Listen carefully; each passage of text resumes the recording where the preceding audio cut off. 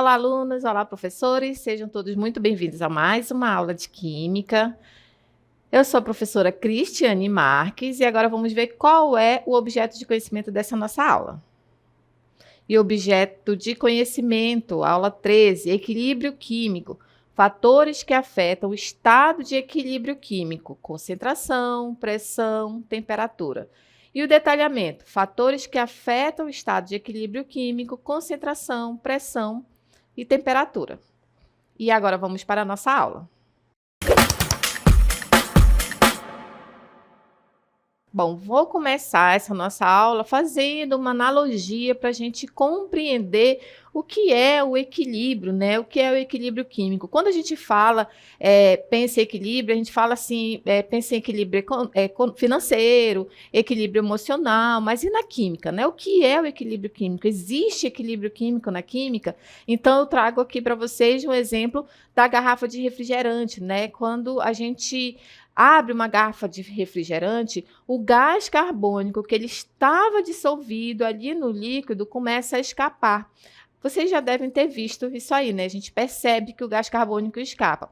Então, dentro da garrafa fechada, havia um equilíbrio entre o gás carbônico dissolvido e o gás carbônico no espaço que fica acima aqui do líquido. Havia um equilíbrio, porque o gás carbônico ele foi dissolvido completamente no líquido, mas ainda fica um espaço aqui vazio entre a garrafa e o líquido, já devem ter percebido. E com isso daí, há um equilíbrio químico desse gás, tanto dissolvido quanto nesse espaço aí.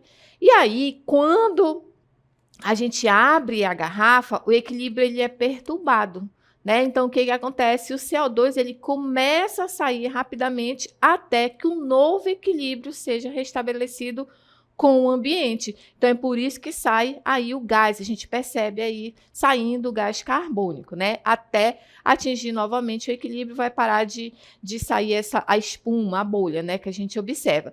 A gente consegue também fazer uma analogia, imaginando que a gente pode imaginar aqui, por exemplo, um metrô, ou o próprio ônibus, ou um prédio, em que existem duas portas automáticas, uma de entrada e uma de saída, né? E aí sempre uma fila constante de pessoas entrando e pessoas saindo. Então, o número de pessoas que entram por minuto é igual ao número de pessoas também que saem.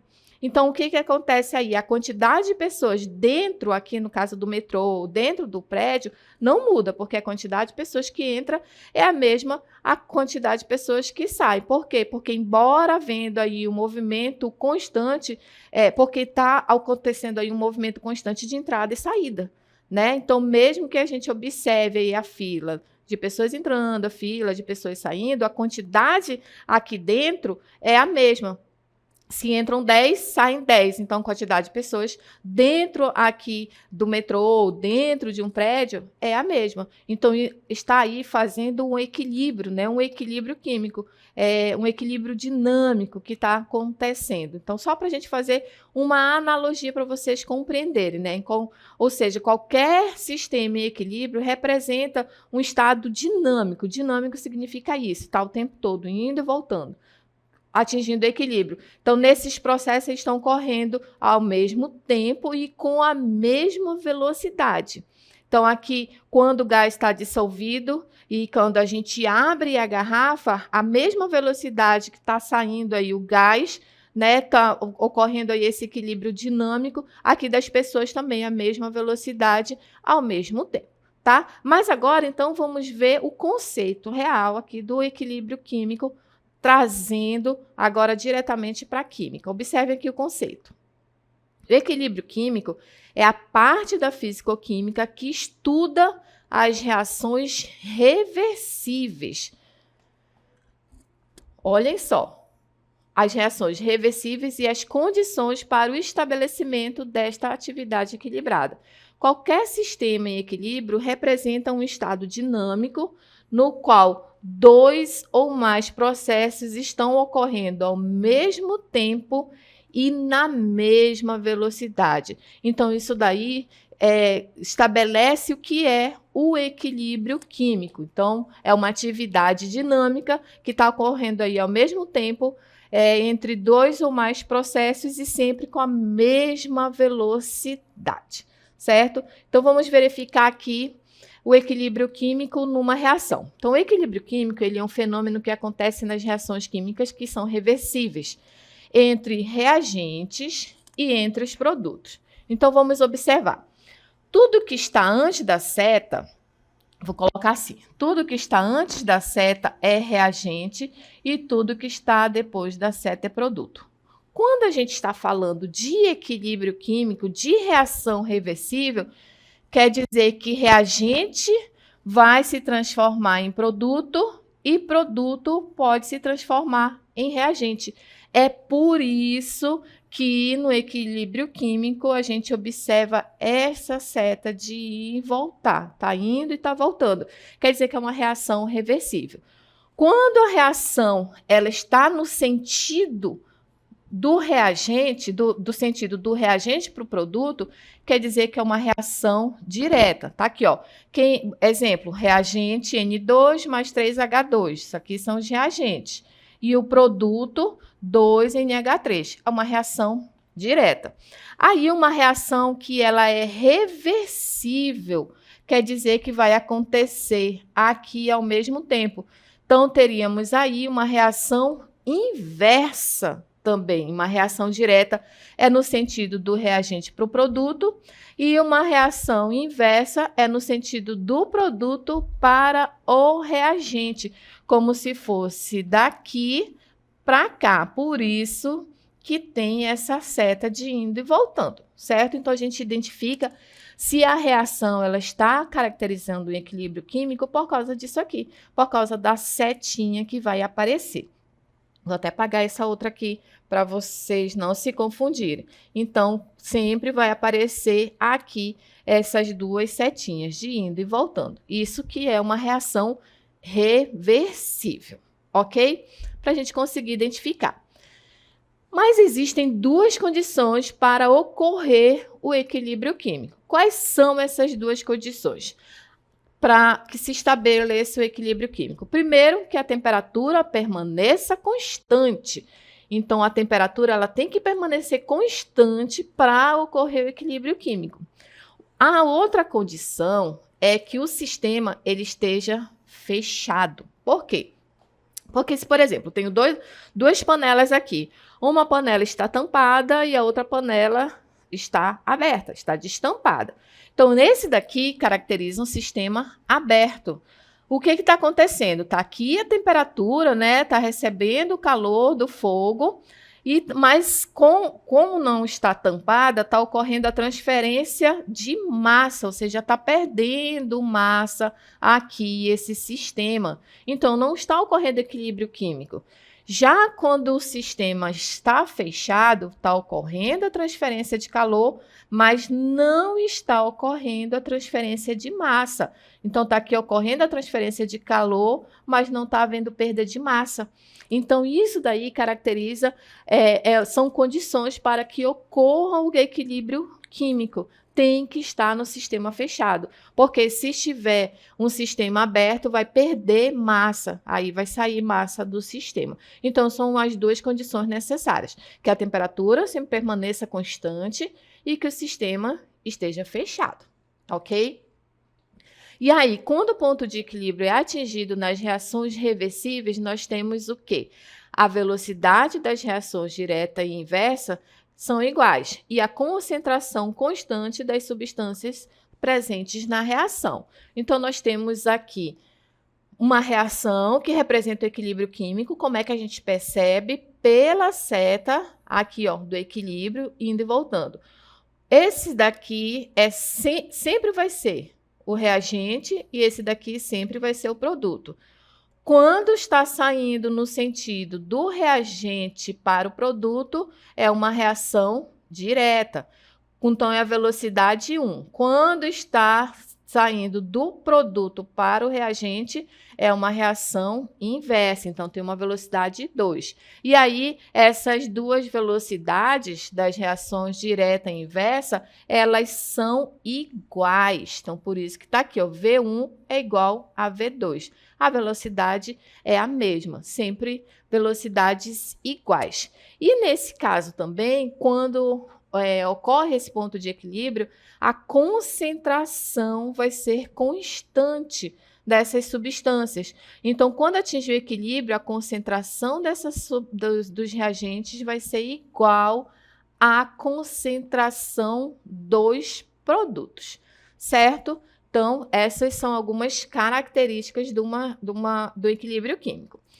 E aí a gente consegue observar através de gráficos de equilíbrio. Primeiramente, o gráfico velocidade versus o tempo. Então, quando atinge o equilíbrio, a velocidade das reações direta e inversa, elas se tornam iguais, como estava anteriormente nas condições. E aí, trago aqui o gráfico para vocês, ó. Essa daqui é a velocidade direta, né? Está aqui ocorrendo a reação. Se está ocorrendo a reação de reagente para o produto, está perdendo massa do reagente. Essa daqui é a velocidade da reação inversa. Se está ocorrendo do produto para o reagente, está aí. Nesse caso aqui, como é da reação direta e reação inversa, a reação direta está perdendo o reagente e aqui na reação inversa está ganhando aí o produto, está ocorrendo a formação do produto.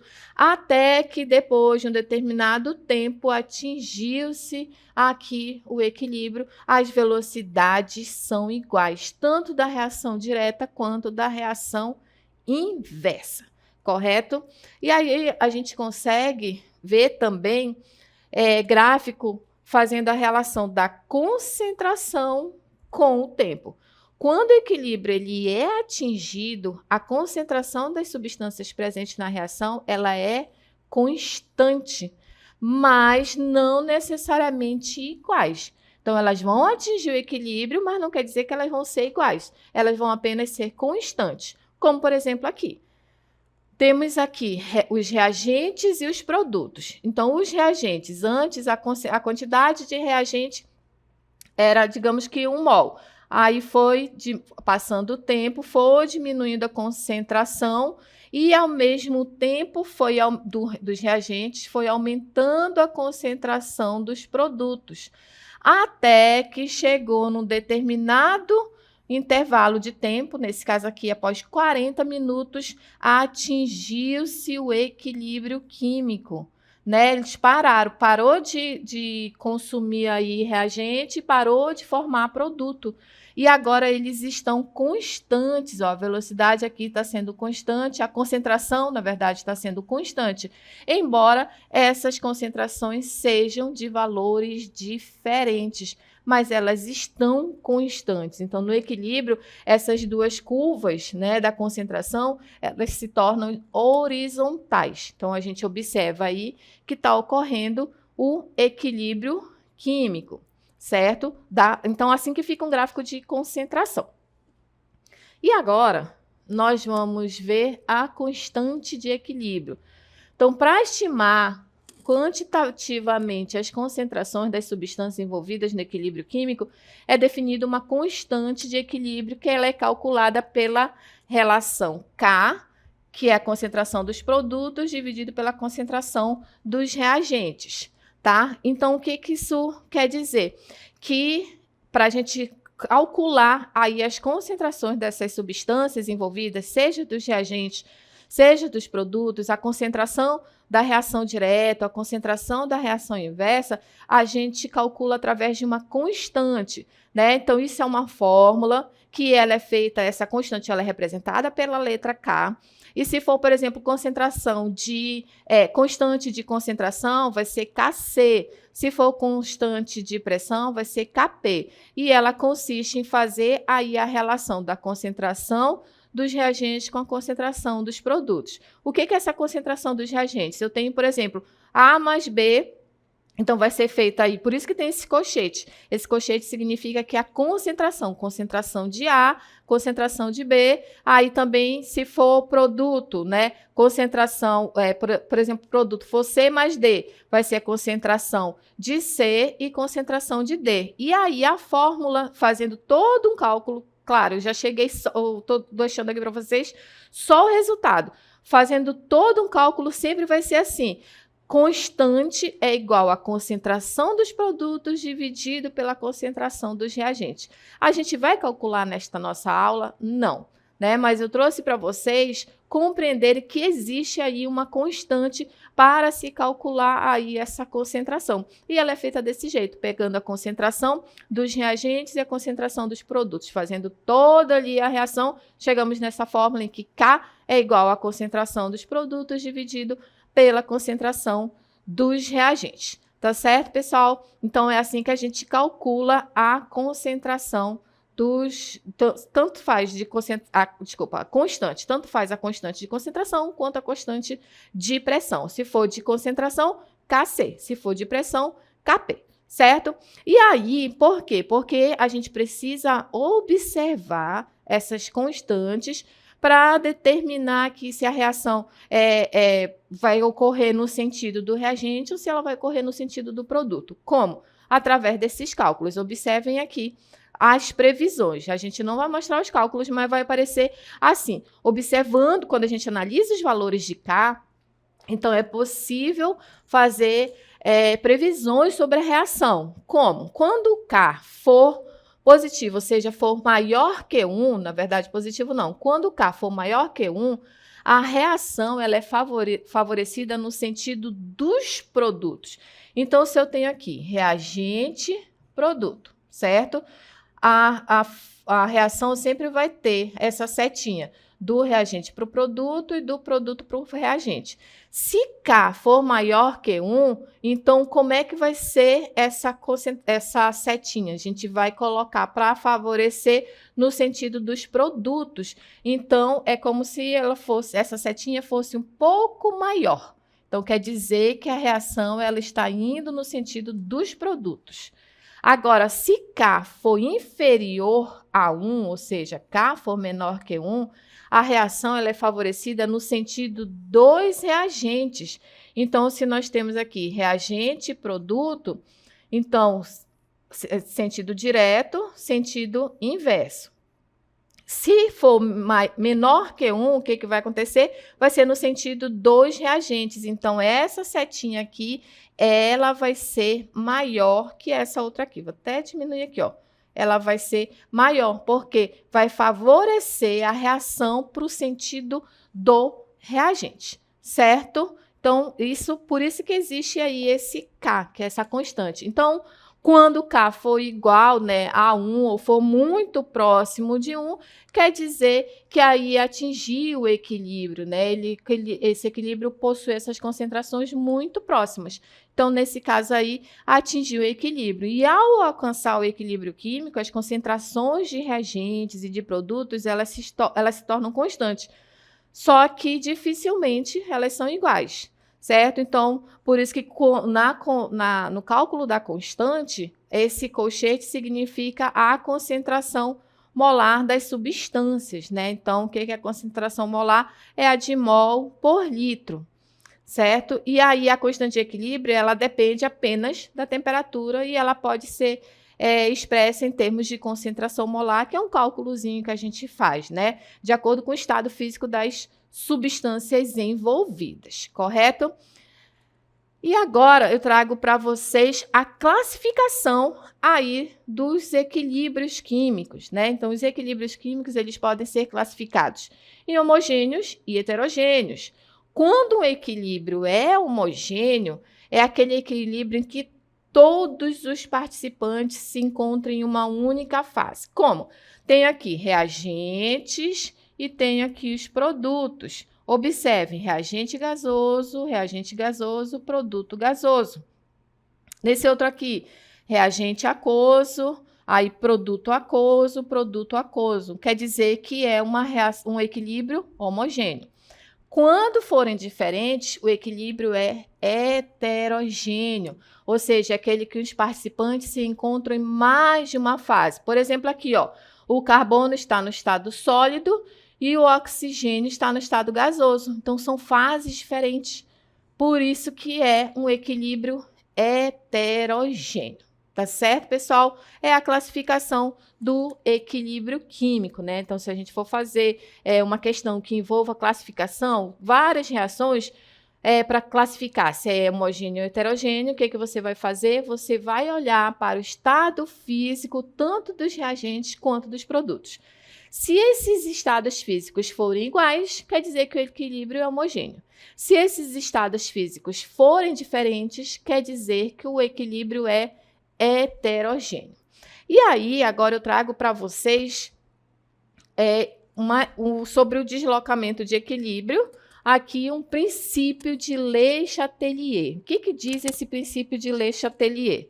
Quando se aplica uma força em um sistema em equilíbrio, ele tende a se ajustar no sentido de diminuir os efeitos dessa força. Então, Le Chatelier foi esse cientista que ele estudou os equilíbrios químicos e ele colocou essa frase aí, né? Quando se aplica uma força em um sistema em equilíbrio, ele tende a se ajustar no sentido de diminuir os efeitos dessa força, como no exemplo da garrafa de refrigerante que eu trouxe para vocês, né? Ou seja, quando um fator externo ele age sobre um sistema, então esse sistema ele se desloca procurando minimizar a ação do fator que foi aplicado.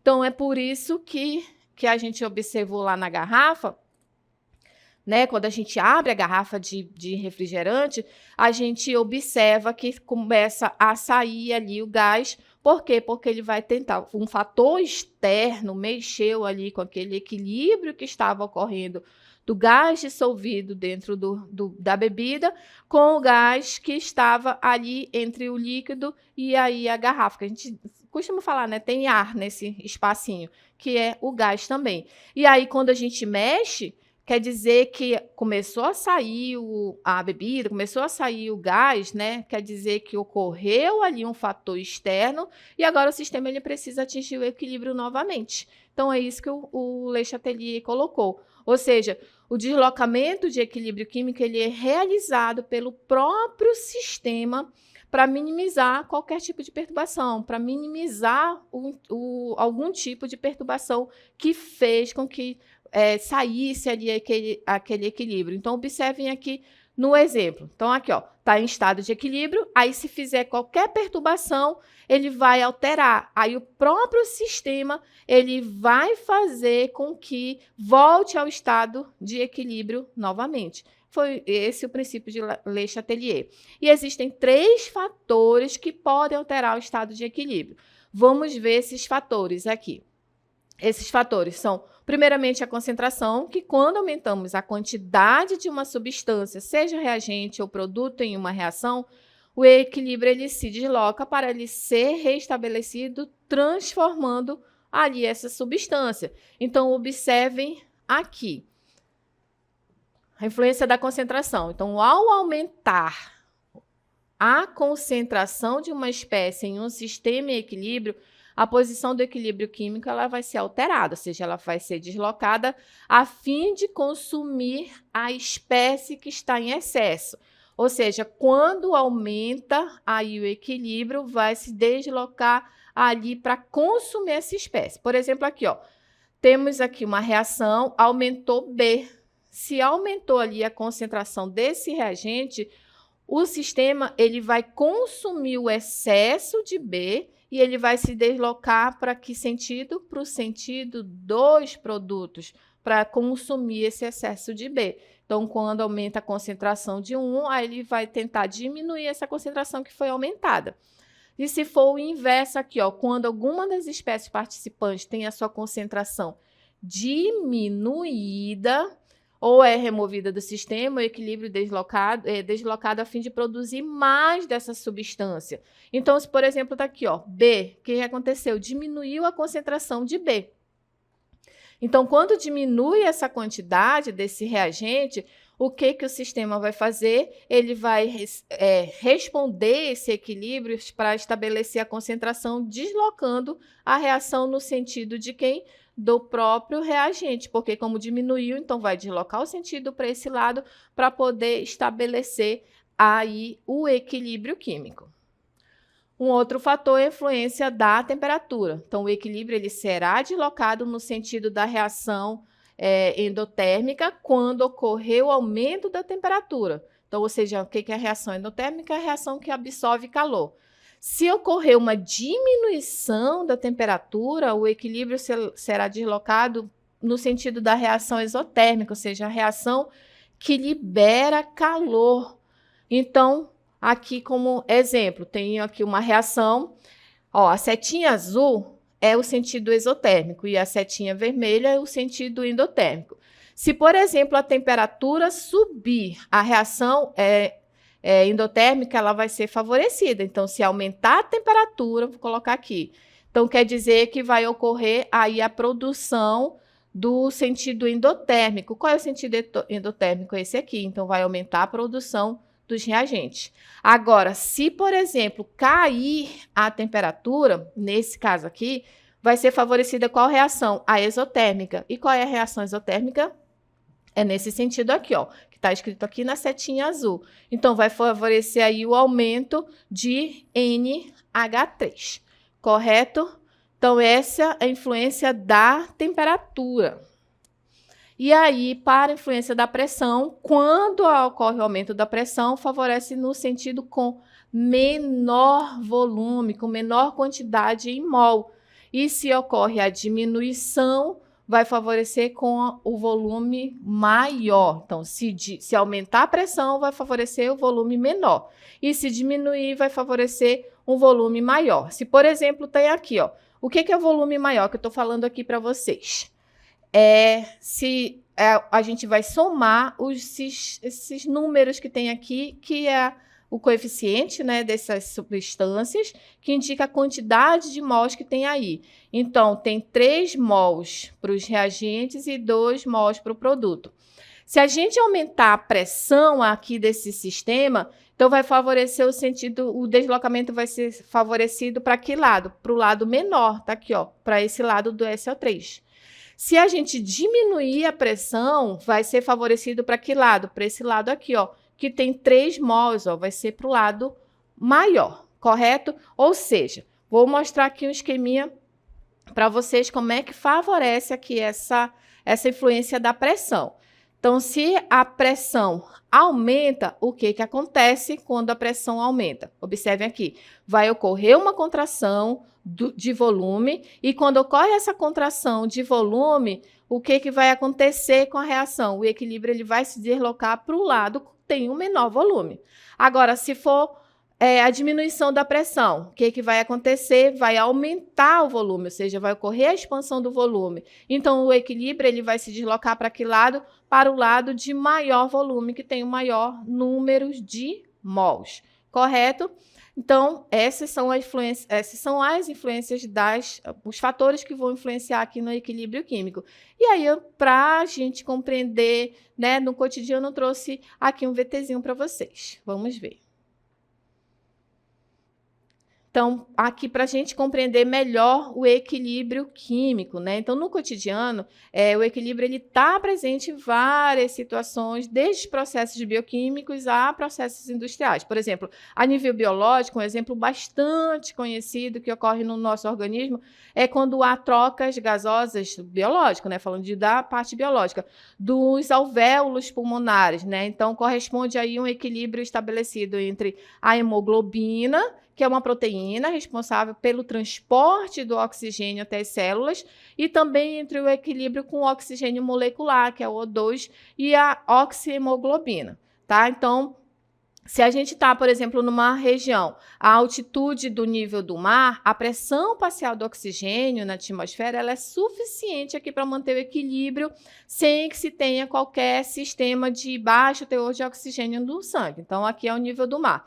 Mas se a gente for para altitudes mais elevadas, por exemplo, aqui em regiões montanhosas, regiões com neve, o que vai acontecer? O oxigênio ali se encontra numa pressão menor, né, uma pressão parcial menor na atmosfera. Então, o que acontece, de acordo com o princípio de Le Chatelier, vai levar o equilíbrio para que se desloque aí para a esquerda, então no nosso pulmão, né? Aí, como resultado de resposta, o que vai acontecer? A concentração da oxihemoglobina que nós temos, ela vai diminuir, consequentemente, a quantidade de oxigênio transportado para as células é menor, provocando aí um efeito chamado de hipóxia, ou seja, que as pessoas começam a se sentir mal, né, como náuseas, vômitos, dores de cabeça, fadiga. A gente percebe muito quando os nossos jogadores, que estão acostumados a jogar aqui no Brasil, ao nível do mar, e vão jogar, por exemplo, num país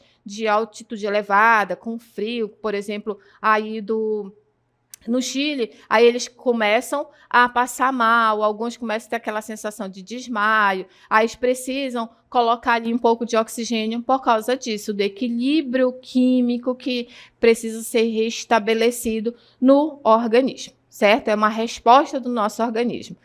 Bom, encerro por aqui a minha aula. Espero que vocês tenham compreendido aqui um pouquinho os conceitos do equilíbrio químico que existem aí no nosso dia a dia, né? Que existe no nosso dia a dia. Muito obrigada pela atenção e até a próxima aula.